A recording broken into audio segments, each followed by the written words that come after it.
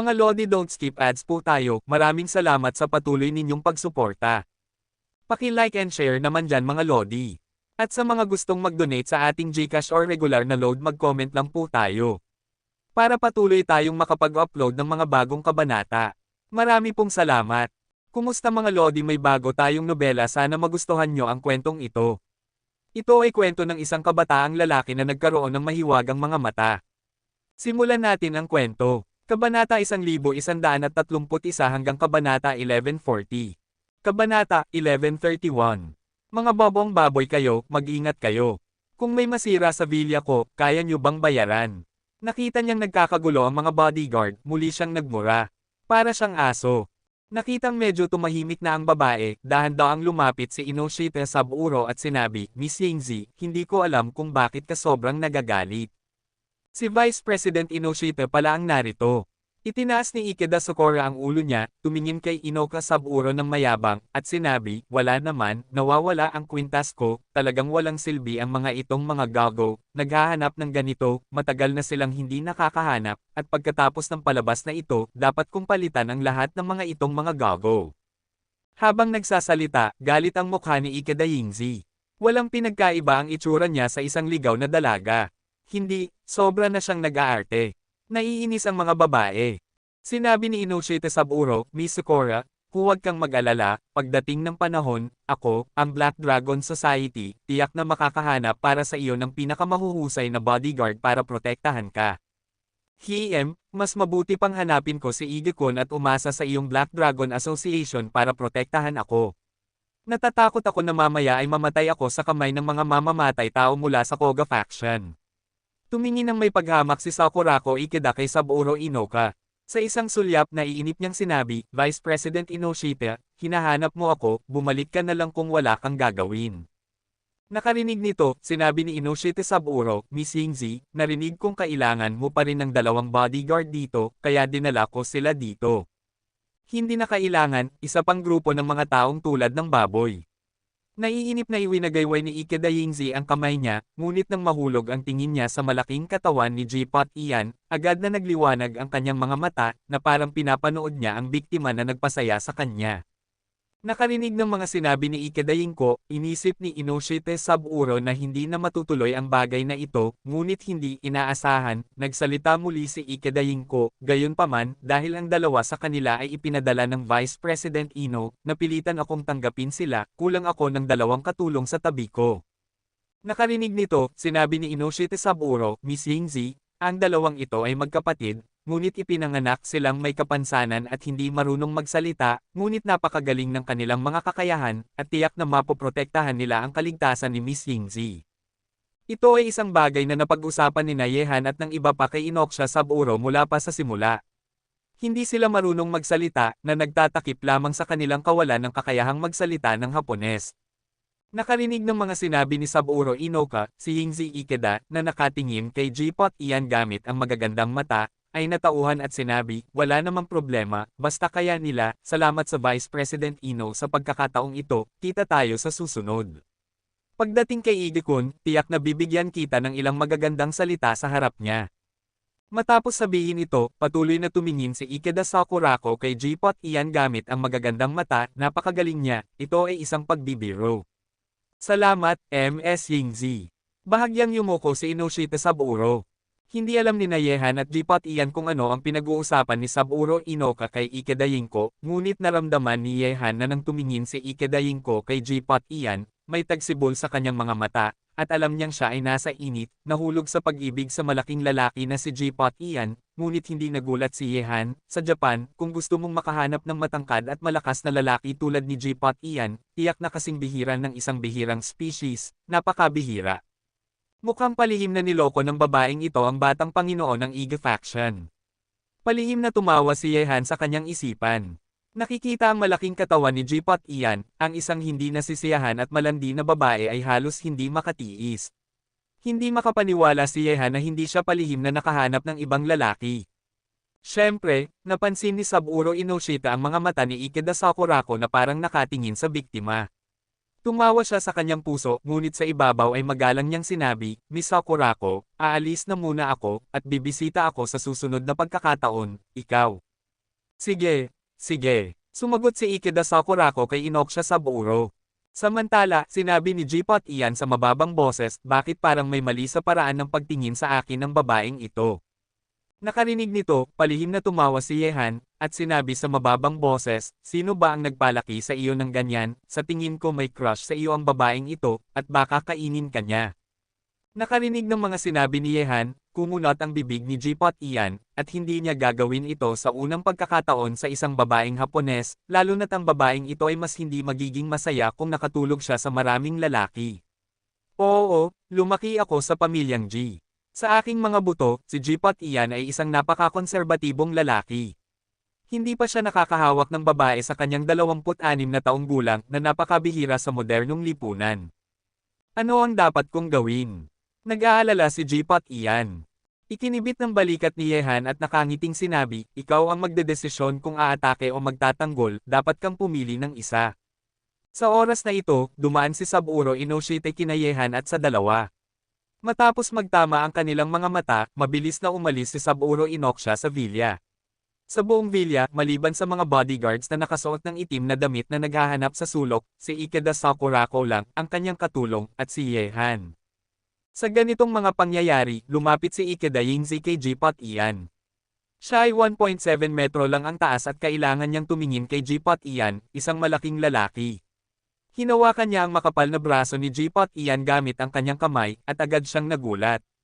Karaniwan, nanginginig ang katawan, at ang pag-ibig sa tagsibol sa magagandang mata ay naging mas seryoso.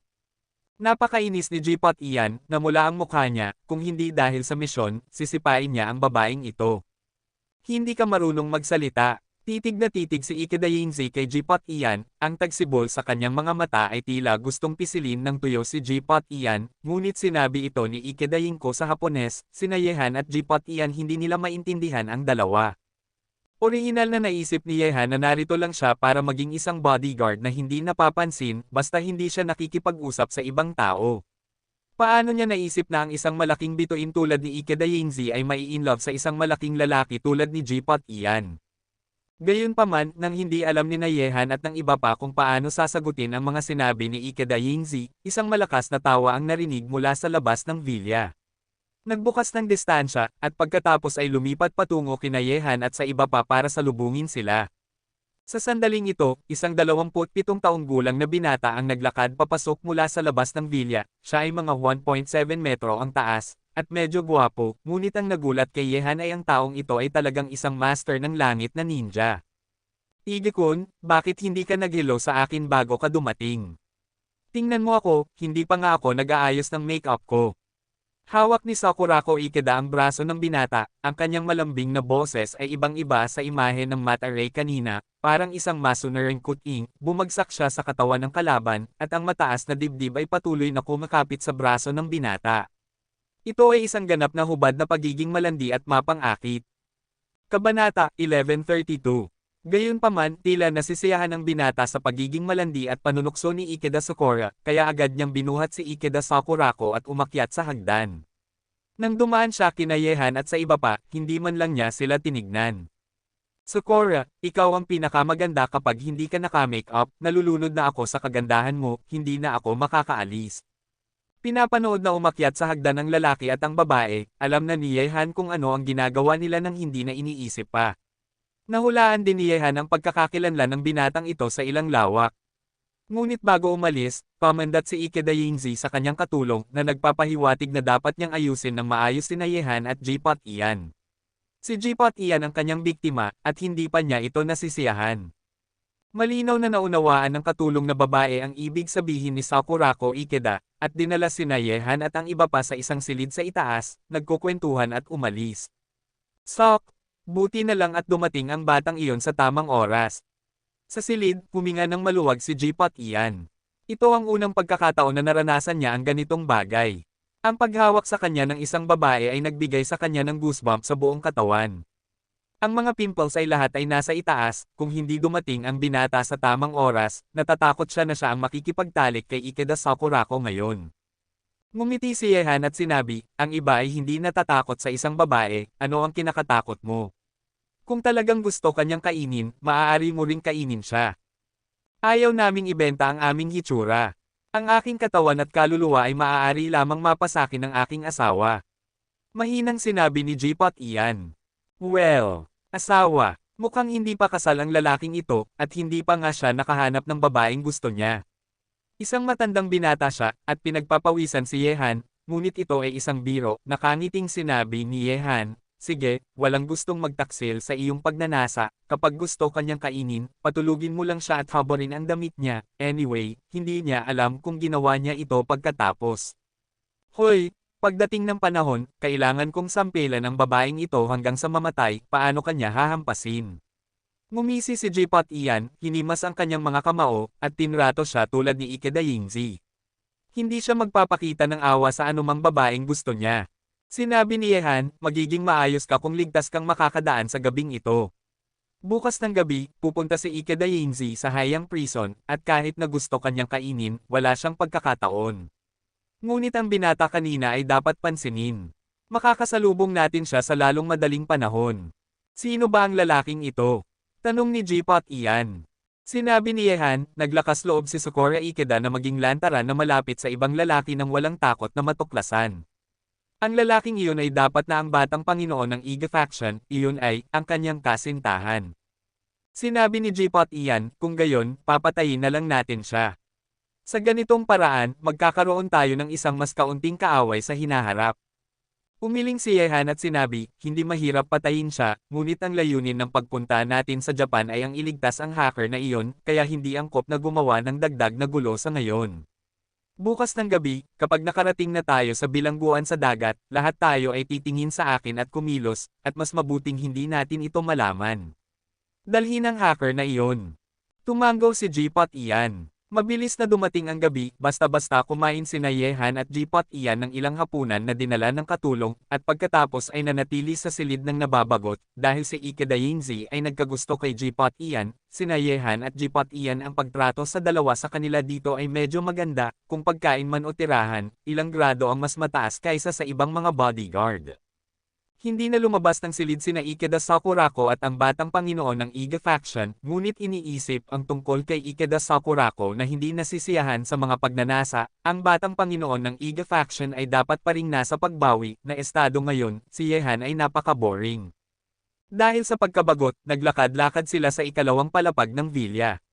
Binigyan sina Yehan at ang iba pa ng espesyal na pag-aalaga, kaya hindi sila nagbabantay sa paligid ng villa tulad ng mga bodyguards na nakasuot ng itim na damit. Sa paligid ng villa, mayroong hindi bababa sa 20 master ninja na nagpoprotekta sa villa, at marahil dahil sa pagdating ng batang Panginoon ng Iga faction, naramdaman ni Yehan ang aura ng ilang mga master sa paligid ng villa. Tama lang ang iisipin, ang katayuan ng batang Panginoon ng Iga faction ay napakataas sa Japan, at ang kanyang kaligtasan ay dapat na mahigpit na protektahan. Pumunta si Yehan sa isang sulok at tahimik na nanigarilyo. 1:00 na ng madaling araw. Walang tao sa villa, at halos lahat ay bumalik sa kanilang mga silid. Gayunpaman, bago pa man matapos manigarilyo ni Yehan, bigla-bigla, isang itim na anino ang dumaan sa kalangitan sa harap niya. Ang aninong ito ay napakabilis, parang naglalakad sa patag na lupa sa kawalan, tahimik na umiiwas sa mga bodyguards, at sa wakas ay maingat na pumasok sa villa sa pamamagitan ng isang bintana, ikalawang palapag. Master! Kinunot ni Yehan ang kanyang mga mata, at kung maaari niyang tahimik na iwasan ang mga bodyguards, pati na rin ang master na palihim na nagpoprotekta sa batang Panginoon ng Iga faction, kung gayon ang lakas ng taong ito ay dapat na maganda, at maaaring naabot na niya ang rurok ng Tianren ang kapaligiran ay malapit nang pumasok sa unang yugto ng shinobi. Gayunpaman, ang lalaki sa gabi ay hindi inaasahang makakatagpo ng isang lalaki tulad ni Yehan, na hindi natutulog sa gitna ng gabi, sa sandaling pumasok siya sa villa. Nagkatinginan ng dalawa, at ngumisi si Yehan habang naninigarilyo. Sa susunod na sandali, isang malamig at nakamamatay na intensyon ang sumabog mula sa mga mata ng lalaki na nakasuot ng itim sa tapat niya, at kumurap ang kanyang figure, lumitaw sa harap ni Yehan na parang multo, at ang kumikinang na pilak na katana ay direktang humiwa sa ulo ni Yehan. Hindi nagpanik si Yehan tungkol dito, nakita niyang bahagyang nakayuko ang kanyang katawan, at madali niyang naiwasan ang kutsilyo. Ang puting ngipin ng sigarilyo sa kanyang kamay ay inilabas, at ang naglalagablab na sigarilyo ay direktang tumama sa mga mata ng lalaki na nakasuot ng itim. #$. Isang boses na hindi maintindihan ni Yehan ang lumabas sa bibig ng lalaki na nakasuot ng itim, ngunit ang mukha ng lalaki na nakasuot ng itim ay nakabalot sa itim na tela, at ang boses na lumabas ay hindi moari ni Yehan kung sino ang kalaban, lalaki o babae. Mabilis na umatras ang lalaki na nakasuot ng itim, ngunit ang kanyang noo ay nasunog pa rin ng puting ngipin ng sigarilyo na ibinuga ni Yehan, na pinilit siyang umatras ng paunti-unti, ang mga malamig na mata ay tila tinatitigan si Yehan. Gayunpaman, hindi sinamantala ni Yehan ang tagumpay para habulin. Ang lalaki na nakasuot ng itim ay tila galing sa isang masamang lugar, alinman para kay Ikeda Sakurako, o sa batang Panginoon ng Iga faction. Hindi kailangang harapin ni Yehan ang kaaway para sa kanila, at sa sandaling harapin ni Yehan ang kaaway na ito, ang kanyang kasanayan ay napakalakas, natatakot ako na tiyak na mag-aalala ang batang Panginoon ng Iga faction. Kaya, nakitang umatras ang lalaki na nakasuot ng itim, tumayo lang si Yehan at walang pakialam na tumingin sa kanya. Nakita ito, ang Heiere na tumigil 5 metro ang layo mula kay Yehan ay may hawak na samurai sword at tumitig kay Yehan. Mayroon ding pag-aalinlangan sa kanyang mga malamig na mata. Ang lakas ni Yehan ay malinaw na mas malakas kaysa sa kanya, ngunit ngayon ay sumuko siya sa pag-atake. Ikaw ba ay nagtatangi sa iyong sariling magandang pagkakataon? Pagkatapos ano? Gayunpaman, hindi masyadong nag-isip ang lalaki na nakasuot ng itim tungkol dito. Dahil mayroong isang dalubhasa tulad ni Yehan sa villa na ito, hindi matutupad ang kanyang layunin, kaya kailangan niyang umalis dito sa lalong madaling panahon. Pagkatapos ng lahat, kumurap ang katawan ng lalaki na nakasuot ng itim mula sa isang ang bintana ay lumipad palabas, at agad na nawala sa madilim na kalangitan sa gabi, ngunit bago umalis, muli siyang tumingin ng malalim kay Yehan. Kagiliw-giliw, tila kung hindi dahil sa akin, mamamatay ang mga tao dito ngayong gabi. May bahagyang ngiti sa sulok ng bibig ni Yehan. Ang lalaki na nakasuot ng itim ay mukhang isang master ninja. Ang kalaban ay dumating dito sa gitna ng gabi. Upang pumatay, o may iba pang layunin. Kabanata 1133. Gayunpaman, wala sa mga bagay na ito ang may kinalaman kay Yehan, at hindi niya pinasok ang mga detalye. Dahil sa pagdating ng batang Panginoon ng Iga faction ngayong gabi, ligtas na nakatulog si G-Pot Ian nang hindi ginulo ni Ikeda Sakura. Sa bahagi ng mga lalaki na nakasuot ng itim, tila tahimik ang buong gabi at walang nangyari. Maaga kinabukasan, umalis ang batang Panginoon ng Iga faction. Tansya na siya ay sinundan ng babaeng hindi nasisiyahan na si Ikeda Sakura kagabi. Ngayon ay magaan ang kanyang lakad. Kinuha ni Yehan si J-Potion Ben. Gusto kong iwasan si Ikeda Yingko, ngunit tila nang umalis ang batang Panginoon ng Iga faction, tumitig si Ikeda Yingzi kay J-Pot Ian. Ang nag-aalon na pag-ibig sa kanyang mga mata ay nagduda kay Yehan na ang batang Panginoon ng Iga faction kagabi ay hindi walang pananakop sa babaeng ito. Kayong dalawa, lumapit kayo dito. Umupo si Ikeda Yingzi sa sopa at hinigop ang kanyang mga daliri kina Yehan at J-Pot Ian na hindi kalayuan. Sa kaakit-akit na hitsura na iyon, kung isang lalaki na may mahinang konsentrasyon, natatakot ako magiging masaya siyang tumalon. Pero hindi si J-Pot Ian, sa halip, nanigas ang mukha niya, at napilitan siyang kagatin ang bala at lumapit sa lugar kung saan nakaupo si Ikeda Yingzi kasama si Yehan. Ikaw, umupo ka sa tabi ko. Tinuro ni Ikeda Yingzi si J-Pot Ian, at pagkatapos ay tinapik ang upuan sa tabi niya. Naiintindihan ko pa rin ito. Nakitang nakatayo pa rin si J-Pot Ian, dali-daling sinipa siya ni Yehan. Sa sandaling ito, hindi dapat magalit si Ikeda Yingko. Paano kung bigla na lang pinalayas ng babae ang dalawa sa kanila sa bodyguard team? Kung lalabas sila, ang kanilang pagsisikap ay magiging walang kabuluhan. Kinagat ni J-Pot Ian ang kanyang ngipin, lumapit at umupo sa tabi ni Ikeda Yingzi. Sa susunod na sandali, umikot si Ikeda Yingzi na parang pusit at umupo sa katawan ni J-Pot Ian, ngunit ang kanyang maliit na katawan at J-Pot Ian's kung ihahambing sa langit, parang kuting, patuloy na kumakapit sa katawan ni J-Pot Ian, at ang mga mata na nag-aalon ng tagsibol ay halos puno ng ambon. Pang-aabusong pampubliko sa araw, masyadong malandi ang babaeng ito. Iniwas ni Yehan ang kanyang ulo, at hindi na niya kayang titigan ang namumulang mukha ni J-Pot Ian sa sandaling ito. Ang lalaking ito ay malamang na naghihirap mula sa parehong kaligayahan at sakit. Sa isang banda, bilang isang unang beses na kapatid, kailan niya naranasan ang ganito sa kabilang banda, natural niyang tinutulan si Sakurako Ikeda, ngunit hindi siya makagalaw, kapatid, mahirap pigilan.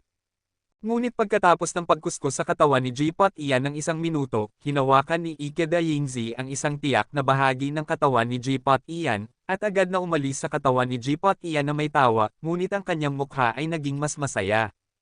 Pabayaan na natin kang umalis sa pagkakataong ito, at kapag natapos na ang palabas, ikaw ay magiging akin. Pinunasan ni Ikeda Yingzi ang matigas na mukha ni J-Pot Ian, at pagkatapos ay umakyat sa hagdan kasama ang kanyang katulong, pupunta sa dagat ngayong gabi. Mayroon pa siyang maraming bagay na dapat ihanda para sa bilangguan, at napipilitin lang ni Ikeda Yingzi ang pagnanasa sa kanyang puso. Anyway, sa kanyang palagay, si J-Pot Ian ay magiging kanya sa lalong madaling panahon. Ang kahihiyan. Pangit ang mukha ni J-Pot Ian, at nagmura ng may pagkapuot, at pagkatapos ay tumingin sa isang tiyak na bahagi ng kanyang sarili na may reaksyon. Lumapit si Yehan at tinapik siya sa balikat, at nakangiting sinabi, "Kapatid, mahirap ang trabaho, ngunit mukhang nalampasan mo ang hadlang na ito. Kapag pumunta na tayo sa bilangguan sa dagat, mawawala ka sa kanyang mga kamay. Isasample ko ang babaeng ito hanggang sa mamatay isang araw." Mapait na sinabi ni J-Pot Ian. Ngumiti si Yehan at sinabi, "Sige, sa susunod na pumunta ka sa Japan, kung makikita mo ulit ang babaeng ito, maaari mo siyang abusuhin hanggat gusto mo. Anyway, sa tingin ko gusto niyang maabuso ka." Matapos magsalita, nagpatuloy si Yehan, "Sa pamamagitan ng paraan, nararamdaman kong hindi madali para kay Ikeda Yingko na pumunta sa bilangguan sa dagat para magtanghal. Marahil may iba pang mga bagay na hindi natin alam. Kapag pumunta na tayo sa bilangguan sa dagat, dapat tayo maging mas maingat." Ang ideyang ito ay lumitaw din pagkatapos makilala ni Yehan ang lalaki na nakasuot ng itim kagabi. Kung ang lalaki na nakasuot ng itim ay dumating upang patayin ang batang Panginoon ng Iga faction o Sakurako Ikeda, medyo hindi makatwiran, kahit na ang lalaki na nakasuot ng itim ay siya ay mas malakas, ngunit ang batang Panginoon ng Iga faction ay hindi gaanong mahina kaysa sa kanya. Bukod dito, may mga master pa ring nagtatago sa labas. Kung gusto niyang pumatay ng tao, ang rate ng tagumpay ay masyadong mababa. Ang tanging paliwanag ay mayroon siyang ibang layunin na maaaring may kaugnayan sa pagtatanghal ng bilangguan sa dagat. Tumango si J-Pot Ian, paniniwalaan niya ang anumang sabihin ni Yehan. Kinagabihan, bumabas sina Sakurako Ikeda at ang kanyang katulong mula sa itaas. Kailangan kong sabihin na kahit na si Sakurako Ikeda ay nag-asal ng hindi disente, siya ay talagang isang magandang babae. Maganda, nagbibigay sa mga tao ng isang uri ng kagandahan, kabanalan at kagandahan. Ang ganitong uri ng babae, karamihan sa mga lalaki ay tiyak na magkakaroon ng ideya na sakupin siya kapag nakita nila siya sa unang pagkakataon. Hindi nakakagulat na maaakit ko ang batang Panginoon ng Iga faction. Ang babaeng ito ay talagang hindi pangkaraniwang maganda. Sa kasamaang palad, masyadong malandi siya. Naisip ni Yehan, at iniwas ang kanyang tingin kay Ikeda Yingko. Ngayon, malinaw na wala ng balak si Ikeda Yingzi na patuloy na asarin si J-Pot Ian, siya ay lalabas na, at magkakaroon ng maraming media na palihim na susunod, kung siya ay makukunan ng litrato, hindi na banggitin na masisira ang kanyang karera. Pagdating ng panahon, ang batang Panginoon ng Iga faction ang malaking taga-suporta ay maaari ring sipin siya palayo, at maaaring patayin pa siya sa galit. Kaagad, napapalibutan ng maraming bodyguard, nagsuot si Sakurako Ikeda ng isang pares ng itim na salaming pang-araw at umalis sa villa. Sumakay din sina Yehan at J-Pot Ian sa kotse sa gitna ng mga bodyguard, at hindi nagtagal ay ang convoy ay papunta sa ang pantalan ng Kobe ay umalis, at ang sasakyan kung saan nakasakay si Sakurako Ikeda ay nasa gitna, na may mga sasakyan ng bodyguard na nagpoprotekta sa kanya sa harap at likod. Kalahating oras ang lumipas, nakarating ang convoy sa pantalan ng Kobe, kung saan maraming tagahanga ni Sakurako Ikeda ang sumisigaw na ng kanyang pangalan, at may mga reporter ng media na kumukuha ng litrato ng convoy, ngunit lahat ng mga taong ito ay pinananatili ang maayos na pulis ay hamarang sa labas. Malinaw, ang paglalakbay ni Ikeda Sakurako sa bilangguan sa dagat ay napublicize sa pagkakataong ito, kaya alam ng media at mga tagahanga ang kanyang itineraryo ngayon. Matapos lumabas ng kotse, naglakad si Sakurako Ikeda patungo sa barkong pandigma na nakadaong sa pampang sa ilalim ng proteksyon ng mga bodyguard, ngunit ang babaeng ito ay karapat-dapat na kumilos, kumaway siya sa mga tagahanga sa magkabilang panig na may pakiramdam ng pagiging malapit sa kanyang kagandahan, na nagdulot sa ang mga walang kabuluhang tagahanga ay naging mas nasasabik, ang mga sigaw ay nagmula sa kanilang mga bibig, at parang isa-isang alon. Kahit na hindi maintindihan ni Yehan kung ano ang sinasabi ng mga lalaking ito, pareho ito sa China, na tumatawag sa mga pangalan ng mga kilalang tao at nagsasabi ng mga bagay tulad ng mahal kita. Sa sandaling ito, si Sakurako Ikeda ay isang diyosa sa kanilang mga puso, ngunit kung alam ng mga lalaking ito kung ano ang hitsura ni Ikeda Sakura sa likod ng mga eksena, malamang na mababaliw ang mga lalaking ito. Isang grupo ng mga tao ang sumakay sa barkong pandigma sa gitna ng mga mataas na boses, at dahan-dahang umalis sa pantalan. Kumaway si Sakurako Ikeda sa mga tagahanga sa pantalan ng walang gana. Mukhang naghihiwalay sila sa buhay hanggang sa kamatayan. Ang ganitong uri ng mga kasanayan sa pag-arte, makikita mo na si Yehan ay namamangha. Ngunit hindi rin pinansin ni Yehan si Ikeda Yingzi. Matapos sumakay sa barkong pandigma at pumunta sa bilangguan sa dagat, ang babaeng ito ay malapit nang maghiwalay sa kanila. Alas 5 na ng hapon, at halos kalahating oras ang layo mula sa pantalan hanggang sa bilangguan sa dagat. Sa barkong pandigma, nakapasok na sina Sakurako Ikeda at ang kanyang koponan sa cabin. Sa kubyerta ng barkong pandigma, higit sa 20 bodyguard ang nakadikit sa kanilang mga post, bawat isa ay nakatayo sa isang posisyon, patuloy na tumitingin sa paligid, upang maiwasan ang paglitaw ng mga tao. Anong emerhensya? Magkasama sina Yehan at J-Pot Ian. Tila hindi sila nagsasalita, ngunit nagkokomunikasyon sila gamit ang kanilang mga mata. Malapit na silang makarating sa bilangguan sa dagat, at oras na para kumilos sila. Sa panahong ito, dapat walang mga pagkakamali. Kabanata 1134. Gayunpaman, nang sadyang tumingin si Yehan sa nakapalibot na lugar sa dagat, bigla niyang naramdaman na may mga matang nanunood sa kanya, at higit sa isa ang mga mata. Ang taong iyon ay nakatingin sa kanyang posisyon, na isang miyembro ng bodyguard team ni Ikeda Sakurako. Marahil dahil nadama nila ang titig ni Yehan, sinulyapan siya ng mga taong ito at pagkatapos ay nagpatuloy sa kanilang sariling mga gawain, na parang hindi sinasadyang sinulyapan lang si Yehan. Kumunat ang noo ni Yehan, may natuklasan ba ang mga taong ito? Gamit ang ganitong pag-aalinlangan, patuloy na tinitignan ni Yehan ang mga bodyguard na iyon, ngunit sa pagkakataong ito, kumunat ang noo ni Yehan. Ang 5 bodyguard na ito ay pawang mga master ng Jainan, at sila ay napakagaling na mga master ng Jainan, kahit na ang mga taong ito ay nagsisikap na itago ang kanilang aura, paano hindi makikita ni Yehan ang kanilang tunay na lakas. Napakabihira na ang 5 Junin Master ay nasa bodyguard team ni Ikeda Sakurako ng sabay-sabay. Nang unang pumasok si Yehan sa villa ni Ikeda Sakurako kahapon, pinagmasdan niya ang lakas ng mga bodyguard. Kahit na mayroong 2 Junin Master, ngunit wala sa 5 iyon. Ibig sabihin, si Sakurako Ikeda ay mayroong 7 Jainan Master sa bodyguard team, ngunit bakit siya sinisilip ng 5 taong ito kanina? Maaari bang may ipinakita siya sa kanyang paa sa isang lugar? May nangyayari, mag-ingat kayo. Sinulyapan ni Yehan si J-Pot Ian, at tumango ang huli. Di nagtagal, nang malapit na ang oras ng alas 6, nakapasok na ang barkong pandigma sa sakop ng pagmomonitor ng bilangguan sa dagat. Hindi kalayuan sa lugar na ito sa dagat, makikita ang isang patrol boat na dumadaan. Sa patrol boat, lahat ng nakatayo sila ay mga sundalong may dalang bala, at ang balangkas ng bilangguan sa dagat ay unti-unting lumitaw sa paningin ng lahat. Sa lugar sa dagat sa harap, isang gusali na parang oil drilling well sa dagat ang tumataas sa ibabaw ng dagat. Mula sa malayo, ang bilangguan sa dagat na ito ay hindi malaki, ngunit habang lumalapit ang paningin, ang diametro ng bilangguan sa dagat na ito umabot ito sa hindi bababa sa 200 metro. Sa sandaling ito, isang helikopter ang lumalapag sa runway ng bilangguan sa dagat, at may mga mabibigat na armas sa bilangguan sa dagat. Ang eksena ay napakaganda, tulad ng isang military base sa dagat. Ang bilangguan ay napapalibutan ng dagat sa lahat ng panig. Sa ilalim ng seabed, mayroong isang device na nagpapalitaw ng alarma, at may mga patrol boat na nagpapatrolya araw at gabi.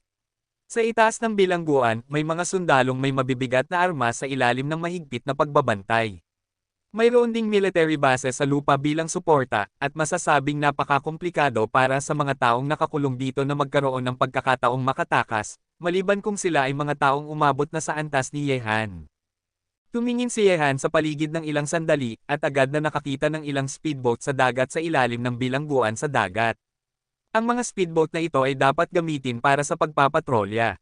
Sa sandaling ito, walang nagmamaneho sa kanila, at nakatali sila sa isang bakal na poste. Ripple kasama ang tubig. Hinawakan ni Yehan si J-Pot Ian at sinabi, sa sandaling mailigtas na ang hacker mamaya, agad tayong magtutungo sa speedboat at pagkatapos ay aalis sa speedboat para salubungin sina Kuya Zhao at ang iba pa. Nakarinig ng mga sinabi ni Yehan, hindi malinaw na tumango si J-Pot Ian. Maya-maya pa, nakadaong na ang barkong pandigma sa gilid ng bilangguan sa dagat.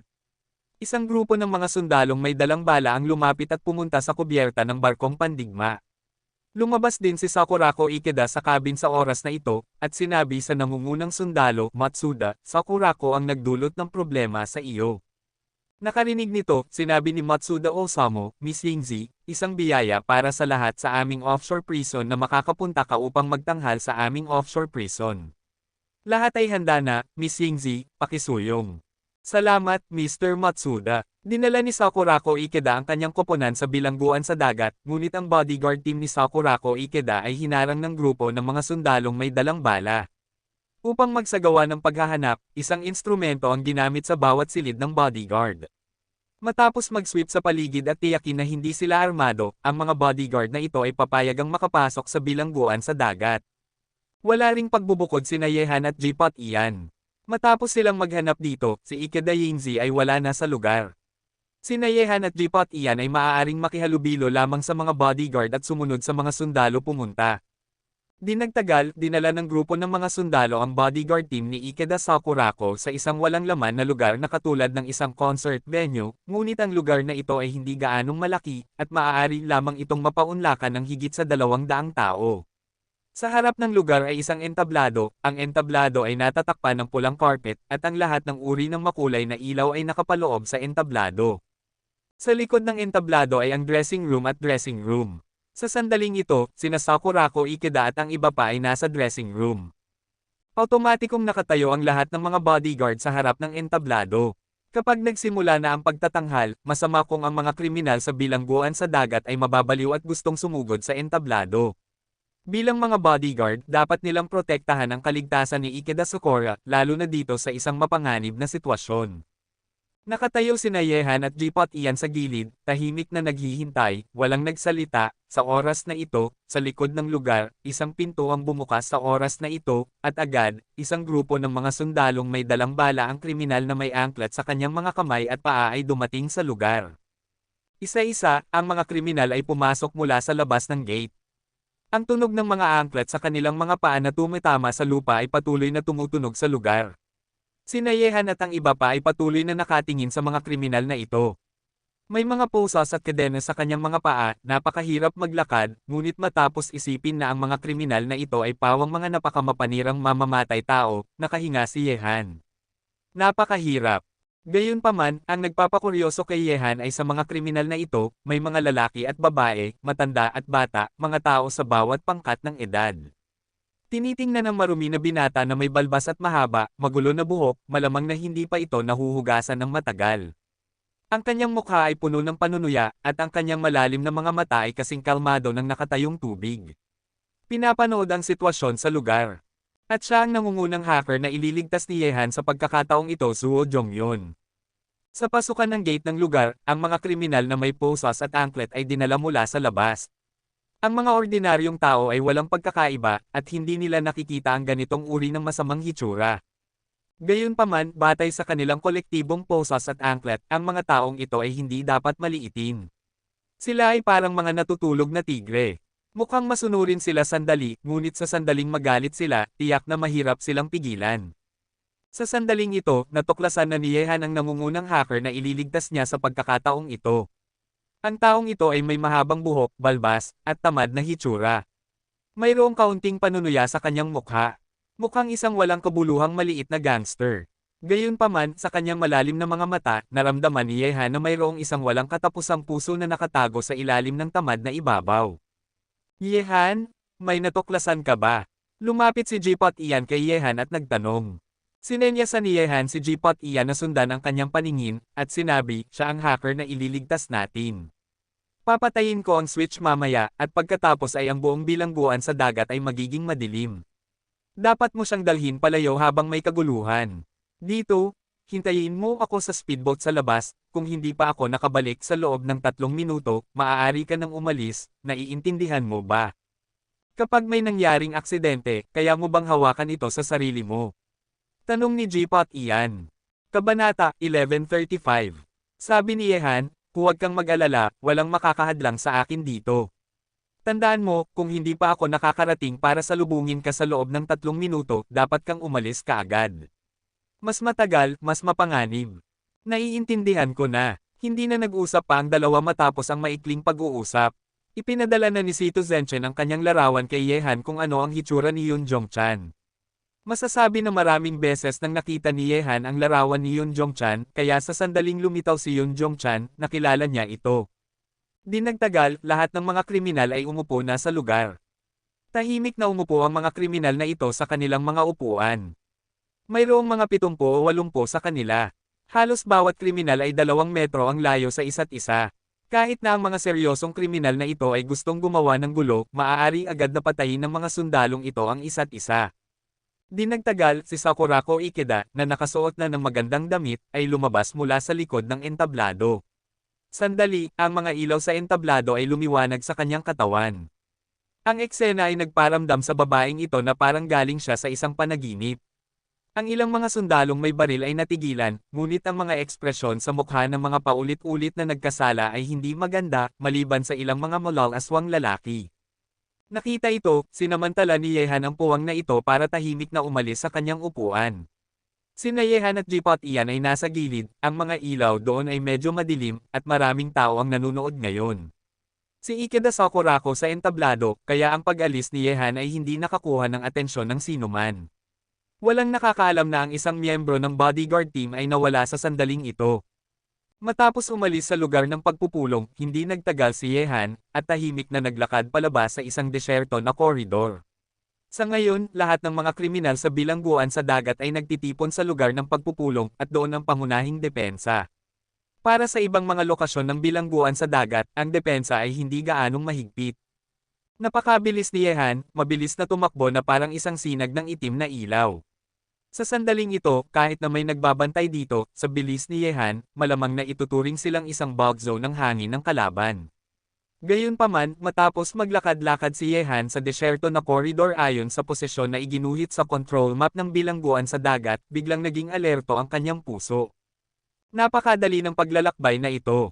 Matapos lumabas si Yehan sa lugar ng pagpupulong, kahit na pinatay niya ang electric switch ng bilangguan sa dagat ayon sa posisyon na iginuhit sa deployment control map, imposibleng hindi makatagpo ng sinuman sa daan, at ang daan sa daan ay masyadong tahimik, na medyo hindi makatwiran. Lumubog ang puso ni Yehan, ngunit sa puntong ito, wala nang magagawa si Yehan kundi ang ipagpatuloy ang kanyang plano. Sa pinakamasama, lalaban siya kasama sina G-Pot Ian at ang iba pa sa oras na iyon. Kaagad, nagpatuloy si Yehan sa pagmamadali patungo sa electric switch ng bilangguan sa dagat at pinatay ang electric switch.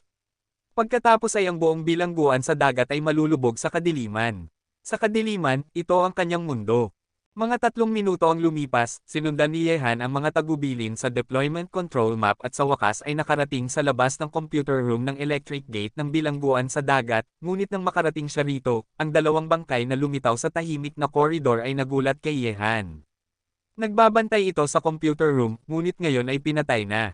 Maaari bang may ibang mga taong palihim na pumasok sa bilangguan sa dagat tulad ko?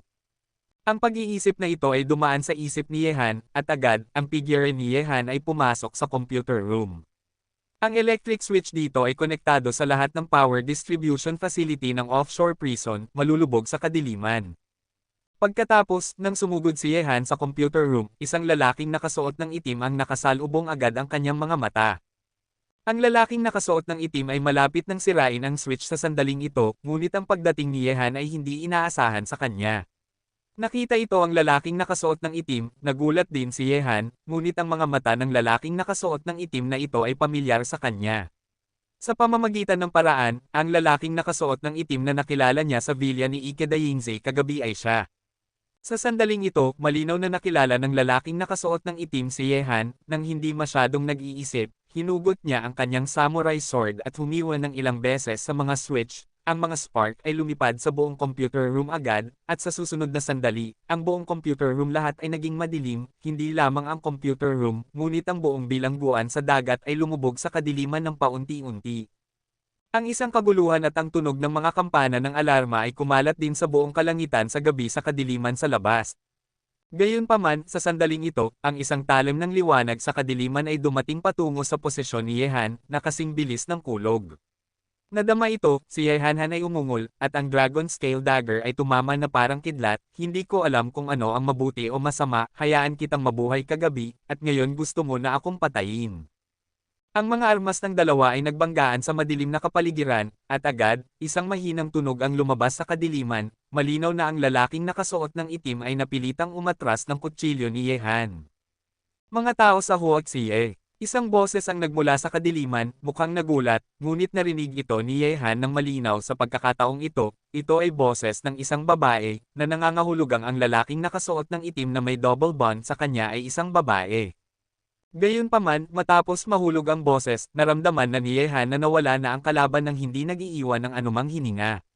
Nang hindi nag-iisip, lumabas si Yehan sa computer room, hinugot ang damit ng isa sa mga bangkay, mabilis na pinagpalit ito sa kanyang sarili, at tumakbo patungo sa paligid ng bilangguan sa dagat. Si Jipot Ian ay dapat na nagtagumpay sa oras na ito. Sa sandaling ito, ang buong bilangguan sa dagat ay nalubog sa kadiliman, at ang mga kaguluhan ay nagmula sa kalangitan sa gabi, ngunit ang kaguluhang ito ay tumagal lamang ng isang sandali bago bumalik sa normal. Ang insidente ay hindi maihahambing sa mga ordinaryong sundalo. Sa sandaling ito, ang mga kriminal na nanunood sa pagtatanghal ni Sakurako Ikeda sa lugar ay dinala na pabalik sa bilangguan. Kahit na ang prosesong ito ay nagdulot ng mga alon ng kaguluhan, mabilis silang napigilan. Ang bilis ni Yehan sa dilim ay napakabilis din. Gamit ang kanyang kasalukuyang lakas, wala siyang problema sa paningin sa dilim. Di nagtagal, tahimik nang nakarating si Yehan sa lugar kanina, ngunit madilim na ngayon. Sino mang pumunta rito, gusto lang matiyak ni Yehan kung umalis na si Jipot Ian. Sa oras na ito, ang mga putok ng baril ay tumunog sa madilim na gabi. Natuklasan na ng mga tao sa offshore prison ang mga nanghihimasok, at naglalaban ng dalawang panig. Gayunpaman, ang mga putok ng baril ay talagang marahas, at dapat nakabilang sa kategorya ng mabibigat na armas. Nang makarating si Yehan sa isang lugar na hindi kalayuan sa mga putok ng baril, bigla niyang napagtanto na ang lalaking nakasuot ng itim na nakilala niya sa computer room kanina ay nakikipaglaban sa isang grupo ng mga sundalo. Sa likod niya, nakita rin ni Yehan na may nanunood sa kanya mula sa barkong pandigma. 5 bodyguard, lumalabas na ang mga bodyguard na ito ay kasama ng lalaking nakasuot ng itim. Ito ay sa sandaling ito, ang mga bodyguard na ito ay may hawak pa rin ng isang kriminal sa kanilang mga kamay. Nakita ito, medyo nahulaan ni Yehan, ang lalaking nakasuot ng itim ay dapat na may parehong layunin sa kanya, sa pamamagitan ng pagtatanghal ni Ikeda Sakurako sa pagkakataong ito, upang makapasok sa bilangguan sa dagat upang magligtas ng mga tao. Hindi tumigil si Yehan, at habang naglalaban ang dalawang panig, tahimik na siyang umalis. Ang bagay na ito ay walang kinalaman sa kanya, at hindi niya kailangang makialam. Bukod dito, ang pagkawala ng kuryente ng offshore prison ay pansamantala lamang. Kapag nagsimula na ang generator, ang lugar ay muling mahuhulog sa isang maliwanag na lugar, at mas magiging mahirap umalis sa oras na iyon. Kabanata 1136. Di nagtagal, nakarating si Yehan sa lugar kung saan nakadaong ang yate. Pagtingin sa ibaba, dalawang itim na anino ang maingat na naghihintay sa yate. Nakita ito, tumalon si Yehan mula sa itaas at matatag na tumayo sa yate. Hi, Yehan? Sa wakas ay bumalik ka na. Ano ang nangyayari sa itaas, hindi mo ba sila nilalabanan? Nakita ang pagbabalik ni Yehan, nakahinga ng maluwag si Jipot Ian. Sabi ni Yehan, may mga taong may parehong layunin sa atin at gustong magligtas ng mga tao sa bilangguang ito sa dagat, ngunit wala itong kinalaman sa atin, Terra na. Terra, saan tayo pupunta? Kung hindi mo ililigtas ako at ang babae, hindi ako pupunta kahit saan. Sa sandaling ito, isang boses ang nagmula sa likod ni Yehan, na nagpangunot ng kanyang noo, at tumingin sa gulo-gulong si Yoon Jong-chan. Noong nakaraan, ang imahe ng lalaking ito sa sandaling ito ay nagbago ng malaki mula sa kanyang tamad na hitsura sa lugar kanina. Isang pares ng walang pakialam na mga mata ang tumitig kay Yehan, kumikilos ng malamig. Ano ang nangyayari? Tanong ni Yehan kay Jipot Ian. Ngumiti si Jipot Ian at sinabi, sabi ng lalaking ito na ang kanyang babae ay nakakulong din sa loob. Kung gusto natin siyang dalhin, dapat nating dalhin ang kanyang babae, kung hindi, ang lalaking ito ay hindi aalis kahit na mamatay siya. Simulan muna ang bangka, mag-uusap tayo pagkatapos umalis dito. Kumunat ang noo ni Yehan, at pagkatapos ay pumasok para magligtas ng mga tao. Si Yeon Jong-chan, na nasa tapat niya, ay biglang sumisid sa tubig. Kung hindi ko ililigtas ang Lauso at ang kanyang asawa ng magkasama, hindi ako aalis kahit na mamatay ako. Kung mamamatay ako kasama ang aking asawa. Gamit ang matatalas na mata at mabilis na mga kamay, inilabas ni Yehan si Yeon Jong-chan mula sa ilalim ng tubig. Ang lalaking ito ay may posas at anklet. Nahulog siya at uminom ng maraming tubig dagat, umuubo ng malakas. Sabi ni Yehan sa malalim na boses, Yeon Jong-chan, maaari tayong bumalik para iligtas ang iyong babae mamaya. Ang dapat nating gawin ngayon ay umalis muna, at pagkatapos ay huwag umalis, magiging mahirap kung gusto nating umalis mamaya.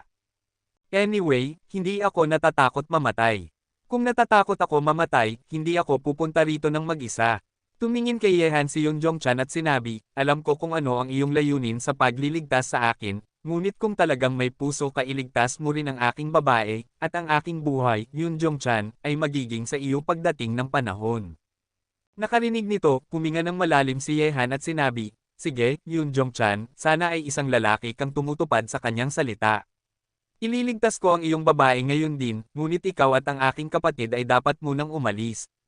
Hindi ako sasama sa iyo hanggang sa makita kong ligtas na lumabas si Luo Luo. Handa akong hayaang makulong ang mga maliit na Hapon dahil sa aking babae. Kahit na gusto kong umalis, sasama siya sa akin. Kung hindi, mas gugustuhin kong malunod kung mamamatay ka rito at pakakainin ang mga peteng sa dagat, hindi ka sasama sa akin. Matatag ang tono ni Yeon Jong-chan, at may hitsura ng pamamaalam sa kanyang mga mata, na nagparamdam kay Yehan na mahirap kung hindi niya ililigtas ang babae ng lalaking ito, kahit na ang lalaking ito ay maliligtas sa oras na iyon, natatakot ako na ang kalaban ay hindi magiging handang gumawa ng mga bagay para sa kanya. Sige, papasok ako at ililigtas siya ngayon, kayong dalawa ay magtago muna sa ilalim ng tubig para hindi matuklasan. Matapos magsalita, pinutol ni Yehan ang mga posas at anklet na suot ni Yeon Jong-chan gamit ang Dragon Scale Dagger. Kapatid, salamat. Ang aking babae ay ang aking buhay. Kung ililigtas mo siya, ako, Yeon Jong-chan, ay handang maging aso mo. May damdamin na tinapik ni Yeon Jong-chan ang balikat ni Yehan. Ang iyong mapilit na pag-ibig, hinahangaan ko rin kayo. Matapos magsalita, tumingin si Yehan kay G-Pot Ian at sinabi, Pot Ian, protektahan mo siya, at maghintay muna sa ilalim ng tubig, huwag matuklasan, samantalahin ang kaguluhan sa itaas, dapat may pagkakataon akong magligtas ng mga tao kapag pumasok ako. Sinabi ni G-Pot Ian, huwag kang mag-alala, pumunta ka at bumalik ng mabilis. Tumango si Yehan, narinig lang na sinabi ulit ni Yeon Jong-chan sa sandaling ito, kapatid, ang pangalan ng aking babae ay Luo Luo. Ito ang kanyang palayaw. Ako lang ang nakakaalam nito. Kahit na hindi ko alam kung nasaan siya ngayon, basta tawagin mo siya sa sang-ayon siya sa kanyang palayaw. Tumingin si Yehan sa kanyang relo at sinabi, bigyan mo ako ng 5 minuto, kung hindi pa ako nakabalik sa loob ng 5 minuto, dapat kang umalis muna, huwag kang mag-alala, dahil nangako ako sa aking kaibigan, tiyak na gagawin ko ito, umalis ka muna mas mababa ang stress sa akin. Nakarinig nito, binuksan ni Yeon Jong-chan ang kanyang bibig, at isang matigas na hitsura ang sumulyap sa kanyang mukha. Nakita ito, alam ni Yehan na kung ang kanyang babae ay hindi pa lumabas, ang lalaking ito ay hindi aalis kahit na siya ay papatayin. Isang mapilit na lalaki, si Yehan ay may ilang sakit ng ulo, maaari niyang patulugin si Yeon Jong-chan ngayon, ngunit ang lalaking ito ay tinatrito ang kamatayan na parang tahanan para sa kanyang sariling babae, sa sandaling lumabas siya at magpakamatay, ang lahat ng kanyang pagsisikap ay magiging walang kabuluhan.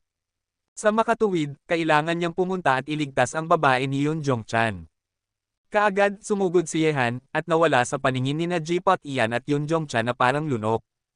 Pagbalik sa bilangguan sa dagat, natuklasan ni Yehan na ang labanan ay nagpapatuloy pa rin doon, ngunit kahit na ang mga sundalong iyon ay may hawak na mabibigat na armas, hindi nila mapigilan ang babaeng nakasuot ng itim. Halos nababasag na nila ang mga depensa ng bilangguan sa dagat. Hindi ito pinanood ni Yehan ng may pagkamausisa. May isang tao pa ring naghihintay sa kanya na iligtas sa offshore prison na ito. Kung alam niya na si Yeon Jong-chan ay pumunta sa bilangguang ito sa dagat para sa isang babae, ililigtas niya ang babaeng ito mula pa sa simula. Bakit mag-abala? Mag-aksaya ng isang malaking bagay. Sa sandaling ito, sa isang isla na hindi kalayuan sa bilangguan sa dagat, isang matataas na opisyal ng militar ang tumingin sa direksyon ng bilangguan sa dagat na may masamang mukha. Naririnig niya ang mga putok ng baril na nagmumula sa military base. General, may problema sa bilangguan sa dagat, ano ang dapat nating gawin? Isang sundalo ang lumapit sa opisyal at nagsabi. Mga sundalo, tungkulin nilang sumunod sa mga utos. Sabi ng general na may malamig na mukha, ang dapat kong gawin ngayon ay ang sumunod sa mga utos, na ipinaliwanag na ng mga nakatataas. Kapag may nangyaring hindi kontrolado sa bilangguan sa dagat, dapat kong sirain ito. Ngunit general, ngayon ang araw kung kailan pupunta si MS Ikeda Socorro sa bilangguan sa dagat para magtanghal. Marahil si MS Ikeda Socorro ay nasa bilangguan pa rin sa dagat. Kapag isinagawa na natin ang plano ng pagkawasak, natatakot ako na si MS Ikeda Socorro ay magiging. Hindi ko na kaya pang kontrolin iyon. Sabi ng general sa malalim na boses, ang mga naglakas loob na pumasok sa bilangguan sa dagat ay dapat na ang pinakamahuhusay sa pinakamahuhusay. Sa pamamagitan lamang ng pagpapakawala sa kanila kasama ang bilangguan sa dagat ay maaari silang lubusang mapuksa. Ituturo ang armas sa dagat para sa akin. Ang lokasyon ng bilangguan, ilunsad sa loob ng 1 minuto. Opo, General. Tumingin ang general sa kanyang relo, tumingin pataas at walang pakialam na tumingin sa direksyon ng bilangguan sa dagat, ngunit sa sandaling ito, tumunog ang telepono sa opisina ng general. Matapos kunin ng general ang telepono at i-connecte ito, patuloy siyang tumango bilang pagsang-ayon. Kabanata 1137. Matapos ang tawag, tumawag ang general, ihinto ang paglulunsad, ipunin ang koponan, at palibutan mo ako ng bilangguan sa dagat. Sa madilim na bilangguan sa dagat, nakarating muli si Yehan sa madilim na koridor. Pumikit siya, at ang lugar na minarkahan ng deployment control map ng bilangguan sa dagat ay nagsimulang lumitaw sa kanyang isipan.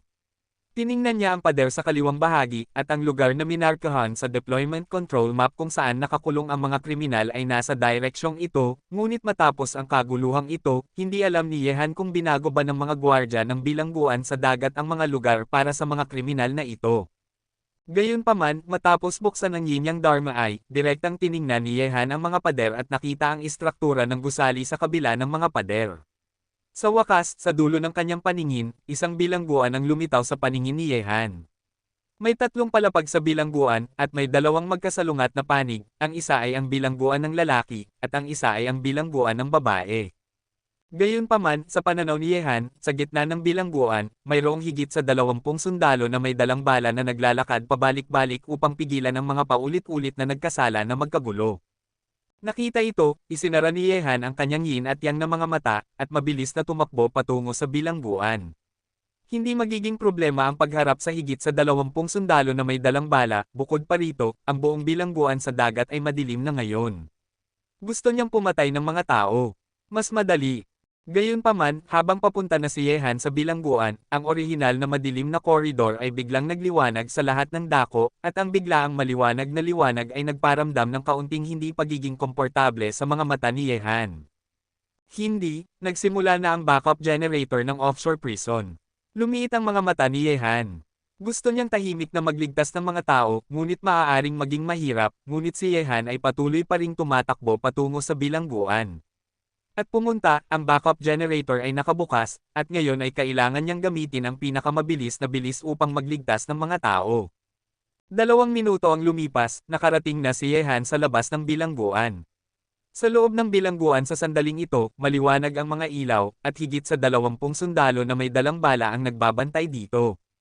Ang pagdating ni Yehan ay nakakuha din ng atensyon ng mga sundalong ito, ngunit sa sandaling ito ay suot ni Yehan ang mga damit ay mga uniforme ng militar ng Hapon din, at sinulyapan ng grupo ng mga sundalo si Yehan ng walang gaanong pag-aalinlangan.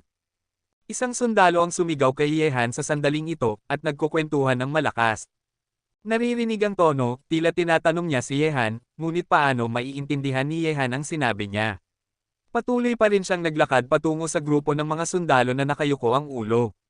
Matapos dumaan, ang kakaibang kilos ni Yehan ay agad na nagpukaw sa pag-aalala ng mga sundalong iyon, at tinutukan nila ng baril si Yehan isa-isa, at isa sa mga sundalo ang muling kinausap si Yehan, na parang nagbabala kay Yehan. Gayunpaman, huli na, ang figure ni Yehan ay kumurap, sa ilalim ng maliwanag na liwanag, ang kanyang katawan ay parang isang bug zone ng hangin, isang multo, at isang scimitar na kumikinang na pilak ay lumitaw muli at muli sa hangin, 2 segundo lang ang lumipas, 20 ang lahat ng mga sundalo ay nakatayo sa lugar kung nasaan sila. Nang bawiin ni Yehan ang kanyang kutsilyo, ang mga sundalong ito ay isa-isang nahulog sa lupa. Mayroong mantsa ng dugo sa kanilang mga leeg. Sa pagharap kay Yehan, ang mga sundalong ito ay walang pagkakataong mabaril. Ang paggalaw sa ibaba ay matagal nang nakakuha ng atensyon ng mga kriminal na nakakulong sa bilangguan. Lahat sila ay nakahiga sa harap ng mga rehas at pinapanood si Yehan na tapusin ang mga sundalong iyon sa isang iglap. Pinatay ni Yehan ang higit sa 20 sundalo na may dalang bala sa loob ng ilang segundo nang walang anumang pagsisikap, at nang hindi gumagawa ng anumang ingay. Ang ganitong uri ng lakas ay nagdulot din ng isang malakas na hitsura ng takot na sumulyap sa mga mata ng mga paulit-ulit na nagkasala. Tiningnan ni Yehan ang mga bilangguan sa magkabilang panig, ang isa ay ang bilangguan ng lalaki at ang isa ay ang bilangguan ng babae. Wala sa isipan ni Yehan kung sino ang babaeng gusto ni Yoon Jong-chan, kaya kailangan lang niyang sumigaw, sino si Luo Luo. Ang boses ni Yehan ay tumunog sa bilangguan, ngunit walang sino man sa buong bilangguan ang sumagot sa tanong ni Yehan. Ang walang awa na paraan ng pagpatay ni Yehan kanina ay nagulat sa mga taong ito. Nakita ito, dumilim ang ekspresyon ni Yehan, sino si Luo Luo. Sa lahat ng dako, walang tunog pa rin ang narinig. Muling sinulyapan ni Yehan ang mga paulit-ulit na nagkasalang ito. Sa kanilang mga mata, nakita ni Yehan ang isang hitsura ng takot. Malinaw, ang mga paulit-ulit na nagkasalang ito ay natatakot sa kanya. Nakita ito, lumamig ang bibig ni Yehan, at sinabi niya, dahil hindi kayo pumapayag, papatayin ko na si Yoon Jong-chan ngayon, at paghihiwalayin ko kayo mula sa yin at yang. Ayaw. Nang matapos magsalita si Yehan, isang sigaw ng isang babae ang nagmula sa isang selda ng bilangguan, at pagkatapos, isang mahihinang figure ang tumakbo patungo sa mga rehas, galit na tumitig kay Yehan. Ang babaeng ito ba ay natakot na tanga? Hindi mo ba nakikita na narito ako para iligtas siya? Hindi na pinansin pa ito ni Yehan, kaya diretso siyang sumugod sa selda kung saan naroon si Luo Luo, pinutol ang bakal na bintana, binuhat siya at lumabas ng selda. Walang silbi ang pagpapaliwanag sa babaeng ito ngayon, kapag nakita niya si Yoon Jong-chan na iintindihan. Sino ka? Ibaba mo ako agad, kaya ko nang maglakad mag-isa. Nakarinig nito, ibinaba ni Yehan ang babae at sinabi, sige, tutulungan kitang buksan ang mga posas at anklet, ngunit dapat mong sundan ako ng maigi, kung hindi, mas masahol pa ito kaysa mahulog sa akin kung ang mga maliit na hapon ay mahuli ka mamaya. Mas malungkot pa rin. Tumanggaw si Luo Luo, at pinutol ni Yehan ang mga posas at anklet gamit ang Dragon Scale Dagger. Nahuli mo si Kuya Tian. Galit na tumitig kay Yehan si Luo Luo. Alam ni Yehan na ang Kuya Tian na tinutukoy ni Luo Luo ay si Yoon Jong-chan, ngunit hindi na niya ito pinansin. Kahit na ipaliwanag niya, maaaring hindi ito paniwalaan ng babaeng ito. Kapag nakita niya si Yoon Jong-chan, maiintindihan niya ang lahat. Huwag magtanong, sundan mo lang ako. Nagpatuloy si Yehan sa pagbubukas ng daan sa unahan, ngunit si Luo Luo at ang kanyang grupo ng mga kriminal ay napigilan ng mga kadena sa paa sa loob ng maraming taon, at hindi sila gaanong gumalaw. Sa sandaling ito, ang kanilang bilis ay napakabagal. Kahit na kailangan ni Yehan na maglakad, siya hindi makasabay. Nakita ito, hindi mapigilan ni Yehan na buhatin si Luo Luo, ngunit si Luo Luo ay nagpupumiglas ng husto. Kabanata 1138. Talagang naiinis si Yehan sa babaeng ito, at nagbanta, kung gusto mong mabuhay ang iyong kapatid na si Tian, maaari ka bang maging masunurin at maunawaan? Ang mga salita ni Yehan ay nagpapigil kay De Luo Luo na maging mayabang pa, kaya hinayaan na lang niya si Yehan na buhatin siya at tumakbo pababa sa pasilyo. Isang minuto ang lumipas, dinala ni Yehan si Luo Luo sa labasan, ngunit nang makarating siya rito, kumunat ang noo ni Yehan, at agad niyang ibinaba si Luo Luo. Nagtago silang dalawa sa isang sulok. Mula sa kanilang posisyon, makikita nila kung ano ang nangyayari sa labas. Sa sandaling ito, sa ilalim ng malakas na liwanag sa labas, ang babaeng nakasuot ng itim at ang kanyang mga kasama ay napalilibutan. Mas maayos ang kalagayan ng babaeng nakasuot ng itim, ngunit halos lahat ng kanyang mga kasama ay nasugatan. Gusto nilang magligtas ng mga tao. Mayroon ding ilang mga pinsala sa katawan. Gayunpaman, sa sorpresa ni Yehan, si Ikeda Sukora ay naging isang bihag ng babaeng nakasuot ng itim sa sandaling ito, at ang mahabang samurai sword ay inilagay sa ilalim ng leeg ni Ikeda Sakurako. Ang Batang Panginoon ng He Faction ay lumitaw sa bilangguan sa dagat, at bukod sa Batang Panginoon ng Iga Faction, maraming Master Ninja. Ngayon ang mga master na dinala niya ay nakikipagkumpetensya sa babaeng nakasuot ng itim. Ang mga sundalong iyon ay nagtatanggol na sa labas, upang pigilan ang babaeng nakasuot ng itim na makatakas. Ige-kun, iligtas mo ako ng mabilis. Namumutla na sa takot si Ikeda Sakurako, kung hindi siya dinampot ng babaeng nakasuot ng itim, natatakot siyang gumuho siya sa lupa. Ige Sword, kung gusto mong mabuhay siya, hayaan mo kaming umalis. Nagsalita ang babaeng nakasuot ng itim, ngunit medyo malamig ang kanyang boses. Nakarinig nito, malamig na ngumiti si Hejian at sinabi, sinadya kong itakda ang panlilinlang na ito para mahuli ka sa isang bitag. Paano mo masasabi na hahayaan kitang umalis? Tungkol sa babaeng ito, matagal na siyang walang silbi. Sa tingin mo ba hahayaan kita? Kung papatayin mo siya, maaari mo siyang patayin ngayon, kung ihahambing sa iyo, 10 sa kanya ay hindi kasing ganda ng unang henyo ng iyong Koga faction. Nakarinig nito, naramdaman ni Sakurako Ikeda na parang sisubog na ang kanyang ulo. Hindi siya makapaniwala na ang narinig niya ay totoo. Ang lalaking ito ay patuloy na nagsasabing mahal niya siya noong magkasama sila sa kama kahapon, ngunit ngayon ay wala na siyang pakialam sa kanyang sariling buhay, pataas. Ige-kun? Huwag? Iligtas mo ako ng mabilis, ako si Sakura, ako si Sakura. Namumutla na sa takot si Ikeda Sakura sa mga sinabi ni Ige Jian, at sumigaw na parang mata ray. Manahimik ka. Malamig na tumingin si Ige Jian kay Ikeda Yinko, na may nakamamatay na intensyon sa kanyang mukha, ikaw na walang hiyang babae, kung hindi ka kapakipakinabang sa planong ito, pinatay na kita gamit ang aking sariling mga kamay, huwag mong isipin na alam ko ang mga bagay na ginawa mo sa likod ko, at ngayon ay may mukha ka pa ring magmakaawa sa akin para iligtas ka. Ang mga salita ni Ige Sword ay nagpaputi ng mukha ni Ikeda Sakurako agad, at alam ng kalaban ang lahat ng ginawa niya kay Ige Sword sa kanyang likod. Tumingin ang babaeng nakasuot ng itim kay Ige Jian at sinabi, Ige Jian, sa pagkakataong ito ako, Koga Chiyo, ay nahulog sa panlilinlang mo, isang mapangdaya na kontrabida. Akala ko ito ang aking pagkakataon para kay Ikeda Sakurako na pumunta sa Shanghai Prison, ngunit hindi ko. Iniisip na ang lahat ng ito ay iyong plano, ginagamit mo ang iyong sariling babae upang akitin ako, napakasama mo. Masama. Malamig na umungol si Ige Ken, at sinabi. Ito ay makakapakitang ang mga miyembro ng iyong pamilyang Koga ay masyadong tanga, paano ko, Ige Ken, magugustuhan ang walang hiyang babaeng ito. Iligtas ang lungsod mula sa bilangguan sa dagat na ito, tumigil sa pangangarap, ngayong gabi, ang dalawang pinakamakapangyarihang henyo ng iyong pamilyang Koga ay nakalaan na mamatay sa mga kamay ng aking Iga Sword, sa sandaling kayo ay mamatay, anong kinabukasan ang mayroon ang pamilyang Koga, pagdating ng panahon, ang Danipon Budo ay ang henyo ng aking pamilyang Iga. Chenyu, ang aking kapatid ang nakasakit sa iyo. Sa sandaling ito, sa likod ni Jahe Chenyu, ang lalaking iniligtas niya ay mahina na nagsabi. Kapatid, dahil pinili ko nang iligtas ka, hindi ako natatakot mamatay dito. Titig na titig si Jahe Chenyu kay Yigejan at sinabi sa malamig na boses. Ha! Ang mga miyembro ng pamilyang Koga ay talagang hindi natatakot mamatay. Tumawa si Yigejan, at sinabi, ngunit huwag mong sayangin ang iyong mga pagsisikap, napalilibutan ko na ang lugar na ito, kahit na maaari kang umalis sa bilangguan sa dagat, maaari ka pa ring makalabas sa bilangguan. Walang paraan para makatakas mula sa lugar na ito sa dagat, sinadya kong itakda ang bitag na ito, paano nito mapapadali ang pagtakas mo, ang lahat tungkol sa iyo ay matagal nang nasa ilalim ng aking kontrol. Gayunpaman, ang hindi inaasahan ni Yigejan ay may mga tao pa rin sa kanyang laro, ngunit hindi kailanman natuklasan ni Yigejan dahil ang kanyang target ay ang Koga faction, ngunit si Nayehan at ang iba pa ay nagkamali na tumalon. Pumasok. Kung gayon, ako, Koga Chiyo, ay darating ngayon upang subukan kung gaano kalakas ang iyong laro.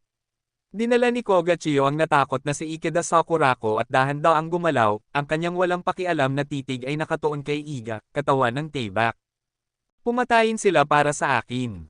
Walang pakialam na iwinagayway ni Ige Ken ang kanyang kamay, at agad, ang mga ninja na pinalilibutan si Koga Chiyo ay sumugod kina Koga Chiyo at sa iba pa, at si Ige Ken mismo ay nasa oras na ito si Chiyo Koga ay humiwas sa kanya, at si Chiyo Koga ay umiwas agad, ngunit si Sakurako Ikeda ay pinatay ni Iga Sword. Matapos patayin si Ikeda Sakurako, hindi man lang ito tiningnan ni Ige Ken, at nagpatuloy sa pag-atake kay Koga Chiyo. Nagtago sina Yehan at Luo-Luo sa sulok at pinanood ang eksena na ito. Kahit na hindi alam ni Yehan kung ano ang pinag-uusapan ni na Ige Jian at ng babaeng nakasuot ng itim na si Koga Chiyo, ngunit si Ige Jian ay hindi nag-aalala kay Ikeda Sukore sa oras na ito. May isip mo kung gaano kalupit ang binata na ito. Alam mo, ang babaeng ito ay natulog sa parehong kama kasama niya kagabi. Totoo, kahit si Yehan ay hindi napagtanto na si Hejian ay isang taong may ganoong panlilinlang, nagagamit ng anumang paraan upang makamit ang kanyang mga layunin. Hindi ka ba lalabas para tulungan sila? Hinawakan ni Luo-Luo si Yehan at nagtanong ng may pagkamausisa. Nakarinig nito, natigilan si Yehan at sinabi, bakit ko sila tutulungan? Hindi ba kayo magkakasama sa iisang grupo? Nagmukhang mausisa si Luo-Luo. Siyempre hindi. Sabi ni Yehan, ngunit sa tingin ko ang layunin ng mga taong ito ay pareho sa atin. Nagel iligtas sila ng mga tao sa offshore prison. Iwanan mo sila, at ilalabas kita kapag may pagkakataon na ako. Magligtas ng mga tao. Napansin ang dalawang salitang sinabi ni Yehan, mas mausisa pang tumingin kay Yehan si Luo-Luo. Nadama ang titig ni Luo-Luo, sabi ni Yehan, masyado kang nag-iisip, narito ako para iligtas si Yun Jongchan, ngunit anuman ang sabihin ng lalaking iyon, hayaan mo akong iligtas ka ng magkasama, kung hindi ay hindi siya aalis. Kabanata 1139. Well, napanganga si Luo-Luo sa mga sinabi ni Yehan. Ano, sa tingin mo nandito ako para patayin kayo? Tumingin si Yehan kay Luo-Luo na may ngiti sa mukha. Hindi imposibleng mangyari. Iniunat ni Luo-Luo ang kanyang dila at sinabi, si Kuya Tian at ako ay nakasakit ng maraming tao sa labas, normal lang na may gustong pumatay sa amin, at pumatay ka ng mga tao sa sandaling pumasok ka sa bilangguan, at tinawag ang aking pangalan, paano malalaman ng mga tao kung ikaw ay isang mabuting tao? Bukod pa rito, pinagbantaan mo akong papatayin si Kuya Tian. Kung gayon alam mo na ngayon, tama ba? Sabi ni Yehan. Hindi ko malalaman hanggang sa makita ko si Kuya Tian. Umiling si Luo-Luo. Sabi ni Yehan, ikaw at si Yun Jongchan ay parehong mga hacker. Tama iyon, sina Kuya Tian at ako ang pinakamalaking boss sa mundo ng hacker, ngunit hindi sinasadyang nahuli ako ng mga taong ito noong naglalakbay ako sa Japan ilang taon na ang nakakaraan, at si Kuya Tian ay kusang nahuli ng mga taong ito upang iligtas ako sa nakalipas na ilang taon, naisip din namin kung paano makatakas, ngunit napakahirap makatakas mula rito. Nang banggitin ito, malinaw na hindi maganda ang mood ni Luo-Luo, isang babaeng nasa 20 taong gulang ang naaresto dito ang pagiging inaantok sa loob ng maraming taon, at ang pamumuhay na may posas at kadena sa paa-araw-araw, ay isang pagpapahirap din na isipin. Tinapik ni Yehan ang balikat ni Luo-Luo at sinabi, sige, malaya ka na sa lalong madaling panahon, hindi bababa sa hindi ka na kailangang manirahan sa napakadilim na lugar sa buong araw. Sa sandaling ito, tiningnan ni Luo-Luo ang profile ni Yehan at sinabi, kung talagang dumating ka para iligtas si Kuya Tian, dapat ay mayroon kang sariling layunin, tama ba? Hindi ako naniniwala na walang dahilan sa mundo na pumunta sa isang mapanganib na lugar upang magligtas ng isang tao ang mga hindi nauugnay na mabubuting tao ay umiiral. Siyempre may layunin. Sabi ni Yehan ng walang pag-iwas, ngunit maaari nating pag-usapan ang mga bagay na ito pagkatapos nating makalabas ng ligtas. Matapos magsalita, patuloy na pinanood ni Yehan ang labanan sa labas. Kahit na ang babaeng nakasuot ng itim na si Koga Chiyo ay hindi mahina, ngunit ang Iga Sword ay may napakaraming master na nagtatago rito, mayroong higit sa 10 Jonin lamang, at mayroong ilang Tianren, Zanren at Shiren pa. Sa kabilang banda, ang lakas ng panig ni Koga Chiyo ay tila medyo mahina. Nagdala siya ng 5 Junan na pawang nakahalo sa bodyguard team ni Ikeda Sakurako. Sa ngayon, 2 na lang sa 5 Junan ang natitira. At mamamatay siya anumang oras. Tungkol kay Jahe Chencheng, na gustong iligtas ni Jahe Chenyo, ang kanyang lakas ay napakagaling. Maaari siyang makipaglaban ng mag-isa sa maraming Diyos. Kahit na maraming panganib, kaya pa rin niyang makayanan. Nakitang ang mga taong ito ay buong puso na nakikipag-usap kina Jahe Chenyo at sa iba pa. At ang mga sundalo ay nagbabantay din sa labas, si Yehan ay malapit ng kumilos sa oras na ito, mas matagal siyang naghintay dito, mas madaling matuklasan ng mga tao, ang pinakamagandang bagay na dapat gawin ay samantalahin ang kaguluhan at umalis magandang pagpipilian, sinimulan ng pasalamatan ni Yehan ang babaeng nakasuot ng itim ngayon, kung hindi siya pumunta sa bilangguan sa dagat para magligtas ng mga tao, alam ni Yehan na ang kanyang operasyon ay hindi magiging madali. Pero walang karagdagang sinabi, binuhat ni Yehan si Luo-Luo at sumugod palabas. Ang mabilis na si Luo Luo ay paulit-ulit na sumigaw, kahit na ang pinakamabilis na sasakyan na sinasakyan niya ay hindi gaanong mabilis, halos siya ay masuka. Nakarinig ng pagsigaw ni Luo Luo, palihim na naisip ni Yehan na malapit na siyang magdusa, ngunit ang babaeng ito ay gumawa ng gulo sa sandaling ito, hindi ba nito inilalagay sila sa panganib? Sandali, tinutukan ng mga sundalong iyon ng baril sina Yehan at ang iba pa. Kahit na si Yehan ay napakabilis, nagpaputok pa rin ang mga sundalo. Nagdulot ito ng mas malakas na pagsigaw ni Lolo. Si Yehan ay nasa paghihirap, bakit nagkagusto si Yoon Jong-chan sa isang napakamagulo na babae? Pigilan ninyo sila. Sa sandaling ito, nakita rin ni Hihian sina Yehan at ang dalawa sa kanila, at agad, 4 na Junan na may hawak na samurai sword ang lumitaw sa harap ng daang dapat daanan ni Yehan. Umalis. Humampis si Yehan gamit ang isang taybak, at ang walang kapantay na liwanag ng taybak ay parang maliwanag na buwan, direktang dumaan sa mga katawan ng 4 na Junan, agad na pinatay sila gamit ang isang suntok. Baga, pigilan ninyo sila para sa akin, huwag ninyo silang hayaang makatakas. Galit na galit si Higa dyan. Sa sandaling ito, itinuring niya si Yehan bilang isang miyembro ng koponan ni Koga Chenyu. Sa susunod na sandali, ang dalawang tiyanin na magkasamang umaatake kay Koga Chencheng ay umatake kay Yehan. Gamit ang isang malakas na sigaw, may hawak siyang samurai sword at humiwa pababa sa hangin. Ang pagbuo na ito ay nagpatakot kay Luo Luo, na nasa balikat ni Yehan, upang muling sumigaw. Ang ekspresyon ni Yehan ay nanatiling hindi nagbabago, at ang kanyang bilis ay hindi bumagal. Sa pagharap sa dalawang master ng tiyanin na papatay sa kanya, patuloy pa rin siyang humiwa sa kanya gamit ang isang kutsilyo. Ang kutsilyo ay humiwa sa kalangitan sa gabi. Tulad ng Jonan, agad na pinatay siya ni Yehan. Nakita ito, nagulat at nagalit si Higa Jian. Ang kinatakutan niya ay ang lakas ni Yehan. Maaari niyang patayin ang dalawang Heavenly Ninja Master gamit ang isang suntok. Siya at ang 4 na Jonan ay namatay ng ganito, at si Igiken ay natural na napakagalit. Gayunpaman, nang magalit si Igiken, sinamantala ni Koga Chiyo ang pagkakataon at humiwa gamit ang samurai sword na parang kidlat, agad na nag-iwan ng duguan na sugat sa kamay ni Igiken, na pinilit ang kalaban na umatras, hakbang pabalik. Pero na, nakita ang pagkakataong ito, matapos tulungan ni Jahe Chenyo si Jahe Chencheng na maitaboy ang pag-atake ni Tianren, agad silang sumunod sa direksyon ni Yehan at tumakas. Tungkol sa mga taong dinala ni Jahe Chenyo, lahat sila ay namatay, dito. Baga, habulin ninyo ako, papatayin ko sila. Galit na galit si Hejian, at siya ang unang humahabol sa kanila. Kabanata 1140. Sa oras na ito, tumalon na si Yehan mula sa bilangguan kasama si Luo Luo sa kanyang mga balikat, at matatag na lumapag sa isang speedboat. Nadama ang pagbabalik ni Yehan, dalawang ulo ang lumitaw sa dagat sa tabi ng speedboat. Damn, hinihingal na ako. Malakas na huminga si Yoon Jong-chan ng sariwang hangin, natuwa si Luo Luo nang makita siya, at dali-daling hinayla si Yoon Jong-chan mula sa ibaba, tungkol kay Jipot Ian, nakataas na siya. Huwag nang mag-aksaya ng oras, kung mayroon kang mga salita ng pag-ibig, itabi mo ito pagkatapos umalis dito.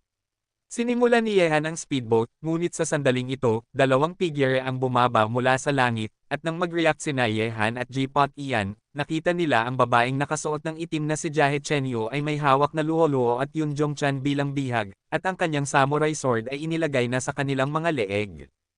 Magmadali ka, hindi ko sila sasaktan. Ang wikang Chino ni Jahe Chenyo ay hindi karaniwan, ngunit hindi nakipagtalo si Yehan sa kanya sa oras na ito, at nagpaputok sa dagat sa speedboat na parang isang matalas na tibak. Sa bilangguan sa dagat, pinanood ni Hejian sina Yehan at ang iba pa na nagmamaneho palayo sa speedboat, at isang malungkot na hitsura ang lumitaw sa kanyang mukha. Kung gusto mong tumakbo, natatakot akong wala kang pagkakataong ito, habulin mo ako. Sa bilangguan sa dagat, pinangunahan ni Hihian ang mga master ng Iga faction upang habulin sina Yehan at ang iba pa sa ilang speedboat. Hiem, gusto kong umalis, kayong lahat ay mamamatay sa lugar na ito sa dagat ngayon. Isang napakamalamig na ekspresyon ang sumulyap sa mukha ni Hejian, nakatingin kina Yehan at sa iba pa sa harap niya. Ang mga taong iyon ay humahabol na sa kanila. Sinulyapan ni Jipot Ian ang likuran, kumunot ang kanyang mga kilay. Natuklasan din ni Yehan na ang lakas kabayo ng speedboat ay pinalaki niya, ang puting speedboat ay halos lumulutang sa ibabaw ng dagat, ang bilis ay umabot sa limitasyon, at ang mga nag-aalon na alon sa magkabilang panig ay sumunod sa speedboat na parang dalawang higanteng puting ahas, panig. Sa speedboat, walang nagsalita. Ang mga tao mula sa dalawang panig ay naghabol sa isa't isa sa dagat. Kahit na madilim sa sandaling ito, hindi nito mapipigilan ang paningin ni Yehan. Gayunpaman, sa sandaling ito, sa dagat sa harap ni Yehan at ng iba pa, ang mga searchlight ay lumiwanag patungo sa posisyon ni Yehan isa-isa, na nagpapatingin kina Yehan at sa kanyang speedboat na hindi nakikita sa madilim na dagat. Sa sandaling ito, lahat ay nakaramdam ng matinding pagsilay ng searchlight at hindi mapigil ang pumikit. Si Yehan lang ang makakapagpatuloy na tumingin sa unahan, ngunit biglang lumubog ang puso ni Yehan nang makita niya ito. Shen, isang higanteng mak ang lumitaw sa harap nila. Hindi, isang bangkang militar iyon. Ang boses ni Jahe Chenyo ay nagmula sa likod ni Yehan. Nagsalita siya ng huwaksiya, at ang ibig niyang sabihin ay sabihin kay Yehan na nakakita sila ng isang malaking bagay, at lumitaw ang isang bangkang militar. Ang mga nasa itaas ay karaniwang may mga teroristang armas tulad ng mga missile. Kung bibigyan nila sila ng isang putok, tiyak na magiging napakasindik nito. Higit pa doon, maraming speedboat sa paligid dito. Ang boses ni Yoon Jong-chan ay tumunog din sa oras na ito, at gamit ang pinagmumula ng liwanag ng searchlight, maraming speedboat ang lumitaw na mabilis na nagmamaneho sa paligid ng kanilang speedboat. At ang helicopter. Ang boses ni Luo Luo ay tila medyo natatakot. Tumingin siya sa kalangitan sa gabi sa itaas ng dagat, at may tunog ng helicopter sa itaas ng kalangitan sa gabi. Sa susunod na sandali, sa itaas ng kalangitan sa gabi, ang mga hibla ng mga ilaw ay lumiwanag sa dagat. 3 helicopter ang lumitaw sa kalangitan sa gabi, maliwanag na nagpapaliwanag kina Yehan at sa iba pa sa loob ng 100 metro ng dagat. May mga humahabol na sundalo sa likuran, mga speedboat sa kaliwa at kanan para harangin. Ang bangkang militar sa harap ay isang higanti, at may 3 helicopter sa itaas ng kalangitan sa gabi. Sa sandaling ito, sina Yehan at ang iba pa ay ganap na napalilibutan. Ang sitwasyong ito ay nagparamdam ng pagdidilim sa mga mukha ni Yehan at ng iba pa. Sa oras na ito, sinadyang pinatigil ni Yehan ang speedboat, at lahat ay nakalantad sa liwanag. Sa likuran, sina Yigejan at ang iba pa ay humahabol sa kanila. Nakita ni Yehan at ang iba pa na napalilibutan. Ang mapang-uyam na boses ni Yigejan ay umalingaw-ngaw sa madilim na dagat. Ito ay tumunog, isang grupo ng mga tanga, tumakbo, bakit hindi ka tumakbo? Talaga bang iniisip mo na mayroon akong paraan ng isang bilangguan sa dagat? Gusto kong ilibing kayong lahat sa seabed na ito ngayong gabi. Papatayin ko siya. Nagalit si J-Pot iyan. Hinayla siya ni Yehan at sinabi sa malalim na boses, huwag tayong magkalat sa sandaling ito. Kahit na ito ay isang patay na dulo, kailangan pa rin nating humanap ng paraan upang makalabas. Hindi ako ang uri ng taong madaling sumuko. Kung gayon ano sa tingin mo ang dapat nating gawin ngayon? Tumingin kay Yehan si Jahe Chenyo at nagtanong. Nakarinig nito, sinulyapan lang siya ni Yehan ng walang pakialam, ngunit hindi sumagot. Pumatayin ninyo sila para sa akin. Sa oras na ito, nakinig lang ako sa Ige Sword sa likuran upang magbigay ng utos, ngunit hindi niya sinabi ang utos sa mga taong nasa paligid niya, ngunit sa mga tao sa bangkang militar. Pagkatapos nito, sina Yehan at ang iba pa ay nanunood sa ibabaw ng bangkang militar. Ang isang launch port na katulad ng isang anti-aircraft gun ay dahan-daang tinutukan sila. Hindi, ang mga gagong ito ay maglulunsad ng mga torpedo. Biglang nagbago ang ekspresyon ni Yoon Jong-chan. Torpedo. Nakarinig ng dalawang salitang ito, nagulat din si Yehan. Tumingin siya sa dagat sa magkabilang panig. Mayroong hindi bababa sa 20 speedboat na nakatingin sa kanila sa magkabilang panig, handa na silang barilin anumang oras. Hawakan ng mahigpit. Sa sandaling ito, huminga ng malalim si Yehan, at muling sinimulan ang speedboat, at ang umuugong na tunog ay nailipat sa ibabaw ng dagat. Dumadaan.